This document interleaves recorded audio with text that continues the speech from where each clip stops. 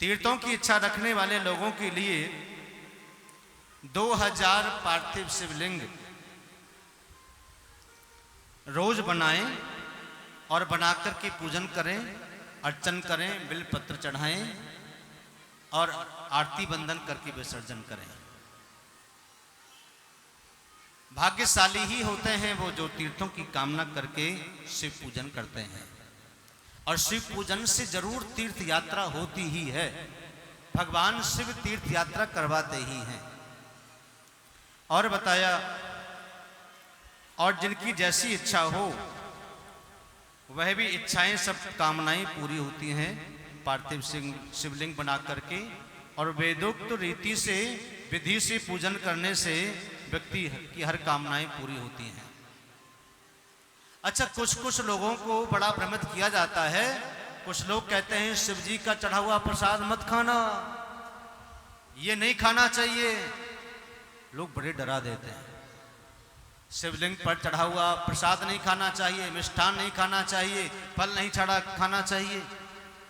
लेकिन शिव पुराण की कथा कहती है शिवलिंग पर शिव के ऊपर चढ़ा हुआ मिष्ठान फल का प्रसाद अवश्य खाना चाहिए।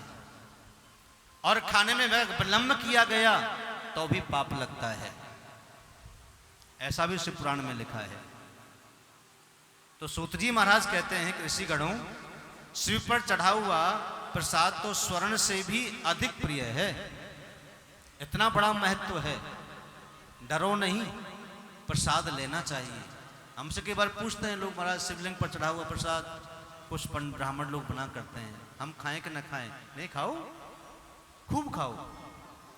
कुछ लोग कहते हैं घर में शिवलिंग रखें कि नहीं रखें, कुछ लोग मना करते हैं, कुछ लोग कहते हैं रखना चाहिए। घर में शिवलिंग की प्राण प्रतिष्ठा नहीं होती है, चल प्रतिष्ठा शिवलिंग घर में रखना चाहिए। अंगुष्ठ के बराबर, एक अंगूठे के बराबर अपने घर में शिवलिंग रख करके उसकी साधना करो, डेली जल चढ़ाओ, दूध से अभिषेक करो, भगवान को भोग लगाओ, आरती वंदन करो। शिव पर जल चढ़ाने से नित्य प्रति के किए हुए आपके पाप कर्म नष्ट हो जाते हैं, बह जाते हैं शिव के जल के साथ चढ़ाने से। इसलिए नित्य प्रति साधना शिव की करिए। शिव के प्रसाद को देख करके तो सारे पाप तत्काल नष्ट हो जाते हैं, इसलिए बड़ी मान्यता है। शिव का प्रसाद अगर आपने देख लिया तो आपके सारे पाप ही नष्ट हो जाएंगे। इसलिए प्रसाद को, शिव के प्रसाद को तत्काल अपने हाथ में रख करके मस्तक से लगाएं और अपने सिर पर पधराएं और घर तक लेकर के आएं। घर में अगर नेगेटिविटी भी है, घर में अशांति है, दुख दरिद्र है, आप परेशान हैं, तो घर में भगवान शिव का प्रसाद प्रवेश करेगा तो आपके घर का सब कलेश दूर हो जाएगा। प्रेम से कहो हर हर। शिव पर चढ़ा हुआ प्रसाद खाने से अनेक पुण्य प्राप्त हो जाते हैं। और शिव नैवेद्य को भक्षण करने से तो हजारों खरबों यज्ञों से बढ़कर के शिव सायुज्य प्राप्त होता है, ऐसा शिव पुराण की कथा कहती है। और जिसके घर में शिव पर चढ़ा हुआ मिष्ठान अगर होता है तो वो घर पवित्र हो जाता है, तीर्थों के समान हो जाता है, और आसपास के घर भी पवित्र हो जाते हैं। आपका तो होता ही है, लेकिन पड़ोसी का भी होता है। इतना बड़ा प्रभाव शिव के प्रसाद का होता है, शिव पर चढ़ा हुआ प्रसाद। और वो घर तीर्थ के समान हो जाता है।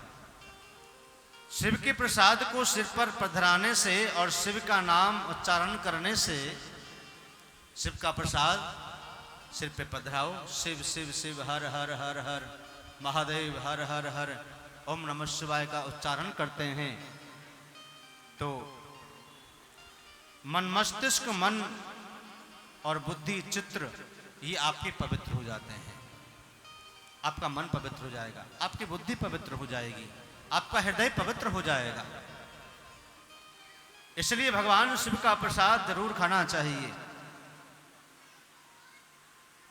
और ये भी कहा है, शिव प्रसाद लेकर के जो विचार करता है खाऊं कि नहीं खाऊं, और खाने में देर लगाता है, प्रसाद को पाने में अगर देर लगाता है तो वह उस मनुष्य को पाप लगता है।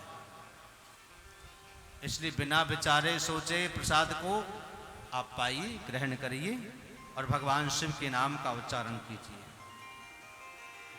सच्चा वैष्णव तो वो शिव प्रसाद को विष्णु प्रसाद समझ करके ग्रहण करता है, क्योंकि शिव में और विष्णु में और ब्रह्मा में कोई अंतर नहीं है, एक ही है, उसमें कोई अंतर नहीं है। शिव पुराण की कथा कहती है कि शिव द्रोही मम दास कहावा। भगवान विष्णु कहते हैं, सो नर मोह सपने नहीं भावा, जय रामेश्वर दर्शन करही ते तन तज त्रिलोक सदरही। तो शिव नैवेद्य ग्रहण करने से ब्रह्म हत्या भी दूर हो जाती है। इतना बड़ा प्रभाव है शिव के प्रसाद का। तो नित्य प्रति शिव का प्रसाद लीजिए और भगवान शिव का चरणोदक भी लीजिए। विष्णु जी का चरणोदक, शिव का चरणोदक एक ही बात है, उसमें कोई अंतर नहीं है, क्योंकि भगवान शिव का चरणोदक आपकी अकाल मृत्यु से बचाता है। अकाल मृत्यु हरणम सर्व व्याधि विनाशनम शिव चरणोदकम पीत्वा पुनर्जन्म न विद्यते। अकाल मृत्यु का हरण होता है शिव चरणोदक पीने से। आप मंदिर में जाते हैं, मंदिर में चरणोदक मिलता है, भगवान का स्नान का जल मिलता है। अपने सालग्राम को जल का स्नान कराइए, जल से, गंगा जल से, वो चरणोदक बन गया। वो चरणोदक आपके कंठ में जाता है, हृदय में उतरता हुआ जाता है, आपका मन बुद्धि चित्त शीतल हो जाता है, अकाल मृत्यु का भय नहीं रहता, सभी व्याधियां मिट जाती हैं, सभी पापों का शमन हो जाता है और पुनर्जन्म न विद्यते, उन्हें आने जाने का चक्कर समाप्त। इसलिए अगर बार बार आना जाना है तो पाप करिए, आपकी इच्छा। लेकिन मनुष्य जन्म आकर के सुख भी होता है और दुख भी होता है। अभी आपके जन्म कर्म कैसे हैं, इन कर्मों के प्रभाव से, शुभ अशुभ कर्मों के प्रभाव से अब मनुष्य जन्म मिल भी गया तो वह अपने कर्मों के प्रभाव से सुखी दुखी होंगे, क्योंकि कर्मों का फल भोगने के लिए संसार में जन्म लेकर के इंसान जीव आता है, अपने कर्मों का फल। इसलिए जिस जन्म में तो अच्छे कर्म कर लो, राजाओं के समान पदवी प्राप्त होकर के सुख समान सुख संबंधी प्राप्त करेंगे। आपके पुण्य कर्म ही आपको राजा के समान सुख देते हैं। और पुनः जन्म अगर आप मनुष्य के देह में मिल भी गया तो आप सुखी और संपन्न हो जाएंगे। प्रेम से कहो हर हर